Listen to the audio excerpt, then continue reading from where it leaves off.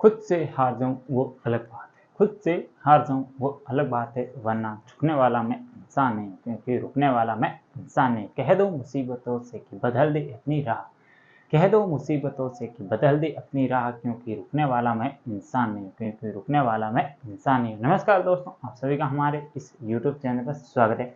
अगर आप आज हमारे यूट्यूब चैनल पर पहली बार आए हैं तो चैनल को सब्सक्राइब और जो पास वाली घंटी दिखाई दे रही इसे जरूर, जिससे आने वाली वीडियो की नोटिफिकेशन सबको सबसे पहले मिलेगी और वीडियो को भी सबसे पहले देख पाएंगे। शुरुआत करते हैं आज की कक्षा की। आज है 5 मई 2024 और आप सभी को पता है आज 5 मई 2024 को NAT national test agency NTA द्वारा नीट की जो प्रारंभिक परीक्षा होती है उसके आयोजन करवाए जा रहे हैं। तो आप सभी जो विद्यार्थी इसमें शामिल हो रहे हैं उन सभी को मेरी तरफ से ढेर सारी शुभकामनाएं। अच्छा पेपर करके आना, आपने जितनी मेहनत की है उससे डबल पेपर में आप आज मेहनत लगा लेना, क्योंकि आप सभी को पता होगा वो रात दिन कठिन परिश्रम का वापस आपको परिणाम है वो आज ही इस पेपर में आपको साबित कर देना है। क्योंकि ऐसा नहीं सोचना है कि अगर आज नहीं हुआ तो क्यों नहीं हुआ और कैसे होगा पेपर, पहले ही डाउट नहीं पाले और अच्छे से पेपर करना है आप सभी को। और जितना हो सके उतने ही क्वेश्चन करें, गलत अटैम्प्ट बिल्कुल भी नहीं करना है।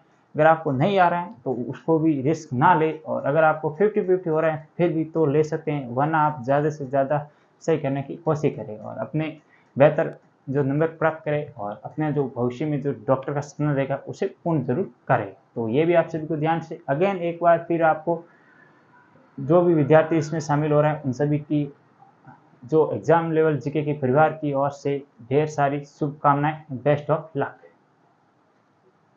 तो आज है 5 मई 2024 और today current affair episode number ये है हमारा कौन सा 267 एपिसोड। तो ये आपको ध्यान रखना। इससे पहले मैं 267 जो 66 एपिसोड थे वो अपलोड हो चुके हैं। अगर आपने वो नहीं देखा है वो सभी भी जरूर देख लेना।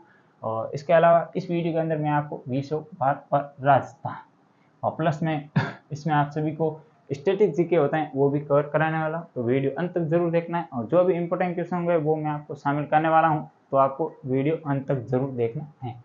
इस तरह पे आगे पहला क्वेश्चन, हाल ही में 3 मई को कौन से क्रम का विश्व प्रेस स्वतंत्रता दिवस मनाया गया? क्यों मनाया जाता है इस पर हम बात करने वाले हैं। पहले ऑप्शन देख लेते हैं। ऑप्शन ए वो 29वां, ऑप्शन बी है 30वां, ऑप्शन सी है 31वां और ऑप्शन डी है 35वां। तो कौन से क्रम का ये हाल ही में जो विश्व प्रेस स्वतंत्रता दिवस मनाया गया है, कब मनाया गया है? तो पहले ये मनाया गया 3 मई को, ये भी आपको ध्यान रखना है। और ये 31वां क्रम का ये भी आपको थोड़ा सा ध्यान रखना है।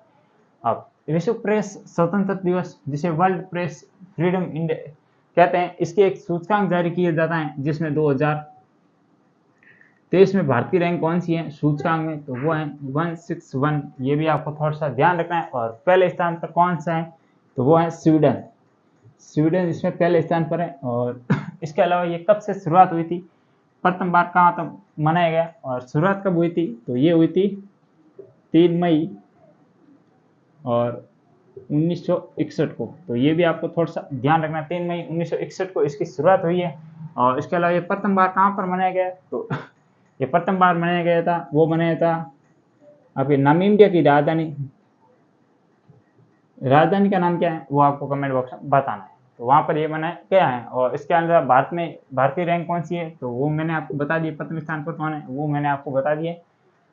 और इसके अलावा भूखमरी में भारतीय रैंक कौन सी है, 111, ये भी आपको थोड़ा सा ध्यान रखना है। और इसके अलावा 111 और क्या है, 111 भारत ने पदक जीते थे, किसमें जीते थे, तो वो जीते थे जो हाल ही में हंगजू चीन में जो एशियाई पैरा ओलंपिक गेम्स हुए थे उसमें भारत ने 111 पदक जीते थे। और जो ओलंपिक जो एशियाई गेम्स हुए थे उसमें भारत ने कुल कितने जीते, 107।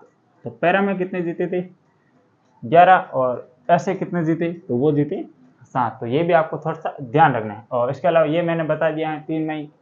और इसके अलावा हाल ही में एक मैंने कल जो वीडियो है उसमें डिस्कशन किया था, 1 मई को कौन सा दिवस मनाया जाता है, तो 1 मई को मनाया जाता है 1960 को। 1 मई 1960 को 2 राज्य बने थे, एक राज्य से अलग हो गए और जो मराठा से अलग होकर राज्य बना था वो बना था, एक तो बना था गुजरात और इसके अलावा एक राज्य बना था महाराष्ट्र। गुजराती भाषा के आधार पर गुजरात का निर्माण किया गया और महाराष्ट्र भाषा के आधार पर मराठी भाषा के आधार पर महाराष्ट्र का गठन किया गया। तो ये भी आपको ध्यान रखना है। मई की शुरुआत हो चुकी है और ये इंपॉर्टेंट है, ये भी आपको थोड़ा सा ध्यान रखना है। तो ये मैंने बता दी डिटेल्स के साथ। आइए आगे बढ़ते हैं, देखते हैं आज का दूसरा क्वेश्चन। हाल में किस भारतीय महिला को व्हिटली गोल्ड अवार्ड 2024 देने की घोषणा हुई है?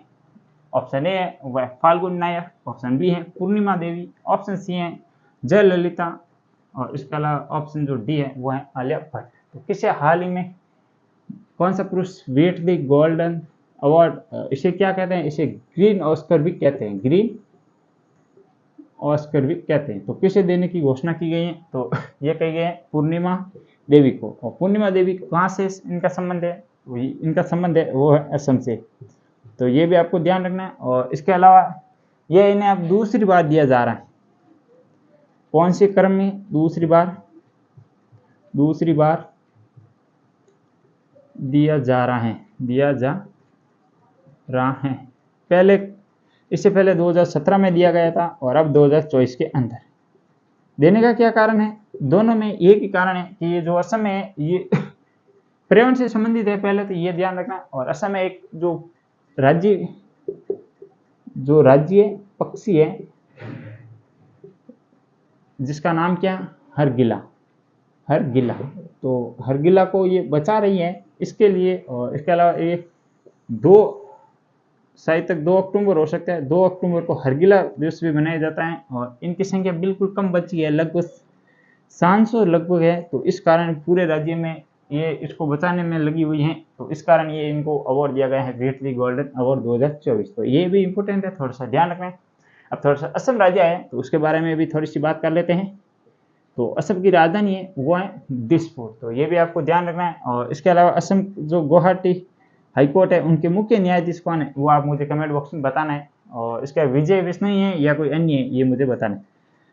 असम का प्राचीन नाम है कामरूप। और IIT जो वहाँ पे गुवाहाटी है उनके द्वारा एक सुपर कंप्यूटर बनाया गया जिसका नाम रखा था सुपर कंप्यूटर कामरूप। तो ये भी आपको 2 पॉइंट याद रखना है। और इसके अलावा असम में जो 7 नेशनल पार्क है, कौन कौन से 7 नेशनल पार्क असम है या मुझे कमेंट बॉक्स में बताना है कि कौन कौन से वो जो 7 नेशनल पार्क है वो असम में स्थित है।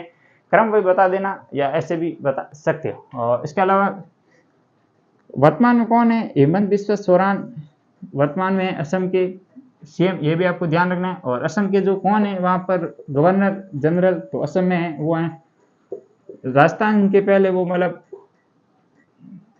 कुछ समझ रहा था गुलाब चंद कटारिया का। ये भी आपको थोड़ा सा ध्यान रखना है जो कि अब असम के राज्यपाल है। और इसके अलावा असम में जो प्रमुख नृत्य किया जाता है जो वो है बिहू नृत्य, जो कि कितने प्रकार का? 3 प्रकार का असम में किया जाने वाला एक नृत्य है बिहू नृत्य। ये भी आपको थोड़ा सा ध्यान रखना है। और ये असम के बारे में भी हो गई जानकारी। अब थोड़ा फाल्गुनी नायर ये किस कंपनी से संबंधित है? तो कॉस्मेटिक जो कंपनी है उनसे संबंधित है फाल्गुन नायर। तो ये भी आपको थोड़ा सा ध्यान रखना है। और आलिया भट्ट आप सभी को पता होगा अभिनेत्री है और इन्हें अवार्ड भी मिला था नेशनल फिल्म अवार्ड का, नेशनल बेस्ट एक्ट्रेस का अवार्ड भी मिला था। तो ये भी आपको थोड़ा सा ध्यान है। आइए फिर आगे बढ़ते हैं, थोड़ा सा देख लेते हैं क्वेश्चन नंबर 3 को। हाल ही में भारत और कौन से पड़ोसी देश के मध्य जो अक्सगान घाटी है उसको लेकर विवाद हुआ है? ऑप्शन ए है चीन, ऑप्शन बी है वो है म्यांमार, ऑप्शन सी है पाकिस्तान और ऑप्शन जो डी है वो है नेपाल। तो किस देश को लेकर ये दोनों देशों के मध्य लेकर ये विवाद हुआ है? तो ये हुआ है भारत और चीन के मध्य। अब थोड़ा सा मैं आपको बता देता हूँ, इधर एक मैप के माध्यम से बता देता हूँ कि क्या है ये पूरा विवाद। जितना मुझे आता है उतना मैं बताने की कोशिश करूंगा तो हम समझेंगे।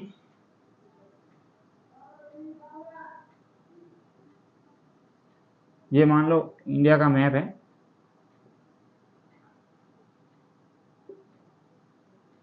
ये इंडिया का मैप है, ये भाग और ये भाग भारत के पास नहीं, आप सभी को पता होगा। ये है अक्साई चेन वाला भाग और ये है POK, PO का मतलब पाक